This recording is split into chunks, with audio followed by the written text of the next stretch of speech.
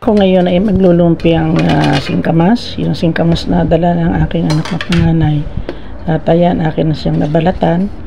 Kasama na rin ng kamote at saka ang carrots. So, ito na. Mag-umpisa na akong maghiwa ng singkamas. Kailangan ng singkamas ay puro pahaba at manipis.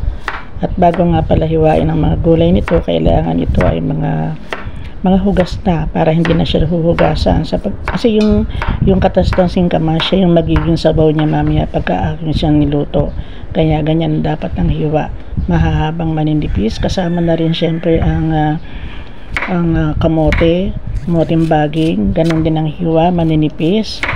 At kailangan kasi siya ay pahaba din katulad ng sa singkamas.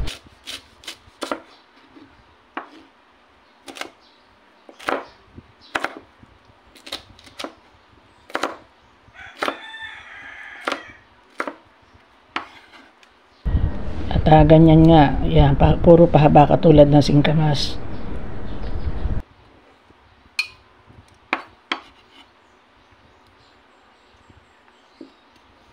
Susunod ko namang hihiwain ay ang carrots. Kailangan din ang carrots ay pahaba, pagkakatulad sila na puro pahaba. At kailangan din ng manipis, kasi kailangan dyan half cook lang pagka niluto mamaya. Yung pag tinambog siya, yung talagang malapit ng hanguin.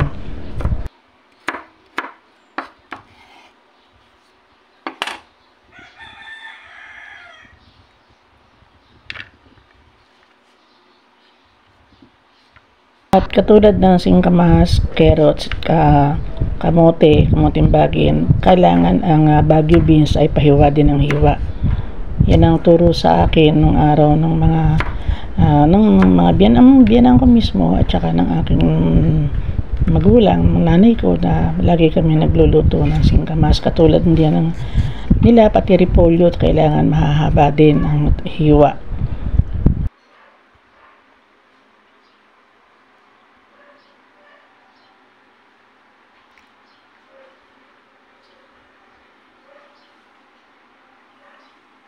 Siyempre, meron tayong bawang na ipanggigisa at kasama na rin ang atsuete na ating pampapula. Yan ang importante para maganda ang ating lumpiang sariwa na singkamas. At ito na nga, inumpisahan ko na pirituhin muna yung mga kamote.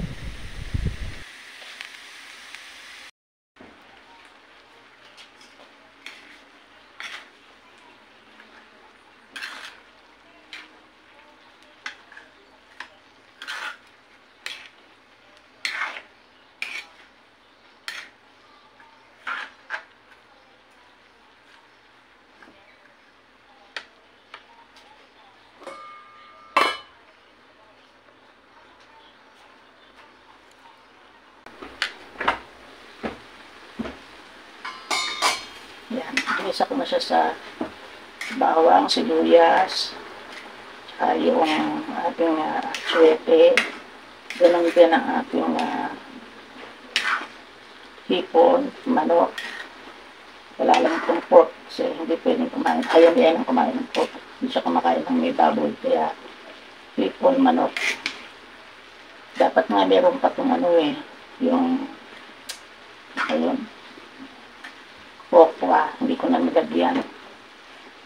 And then yan, luto na yan. And then lagay natin itong carrots. Ito. At beans.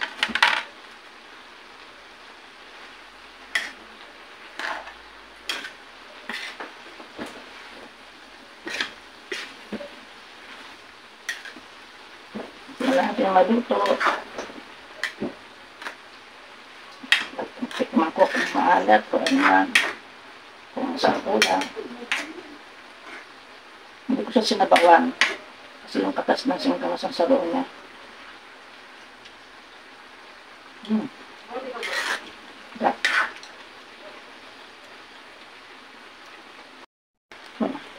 Lagyan natin ng asin, tsaka konting tak. Hindi lang muna. Ito yung aking piniritong kamote. Kasi kaya pinipirito ang kamote para hindi siya malabo pag nilagay. Pag maapat na hanguin, nakalagay yung kamote.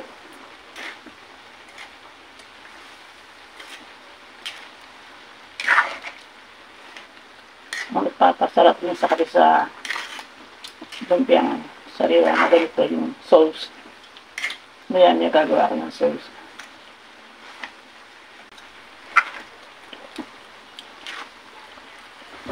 Wala kong daming tubig yan. Matubig ang Santa Mas. Yan ako ng kamote. Yan. Hindi ba nilalagyan din ng cream shape po? Hindi mo nang dilagyan. Napakatindi na halaga ng gulay kasi ngayon. Saka ang pera mo itapatlong daan, di ka makakapagluto ng lahat ng klaseng ulam. So pag lang ito balik-300 na. What for kung ginay ko pa yung singkamas. Kasi nagdala nila raisins ng singkamas. Ano ba yan? Hindi ako magkirawa kong manok. Alas 4 na. Alas 5 na ng hapon kasi. Yan na ito. Luto na. Patay na natin. Panda lang natin dyan. May mali sa niluluto ko. Kala ko tapos na. Hindi pa pala. Yung aking repolyo, hindi ko nilagay. Ano ba yan? Diyos ko, buti na lang nakita ko. Diba, naluluto naman yan. Yan. Kaya lang konti ko nang nakalimutan. Ano ba talaga naman? Konti nang makalimutan niya. Pero sige na, ang repolyo. Buti nakita ko hindi. Makakain ng walang repolyo, hindi maisasalog ang repolyo. Diba? Ayan. Bakit yung repolyo naman, maluluto na yung dyan. Yan. Takpan ko lang siya.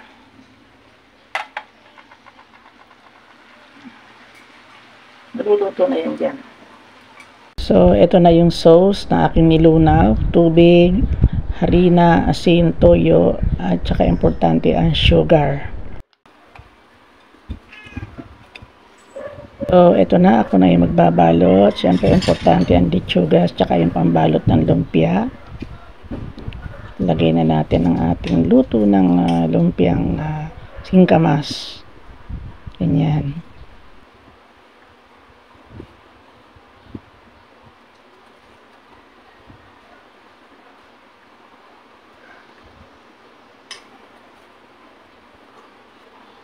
Ayan, nakapagbalot na rin ako, kaya lang sira tong isa eh. Pero okay na rin yan. At nakailang ba ako? 10 ata yung nagawa ko. So, ito na yung ating binlender ko pala na mani at saka bawang. Ayan ang ating luto ng sauce. At masarap yan, manamis-namis na maalat. Yan ang favorite ng mahilig sa lumpiang sariwa, ang sauce. Yung iba kasi mas gusto nila yung ganito, dalagyan ng sauce, hindi na binabalot. It's dinner time na para sa ating Pasko ng pagkabuhay. Together with my family, kakain na kami. Thank you for watching. See you on my next vlog. Bye-bye!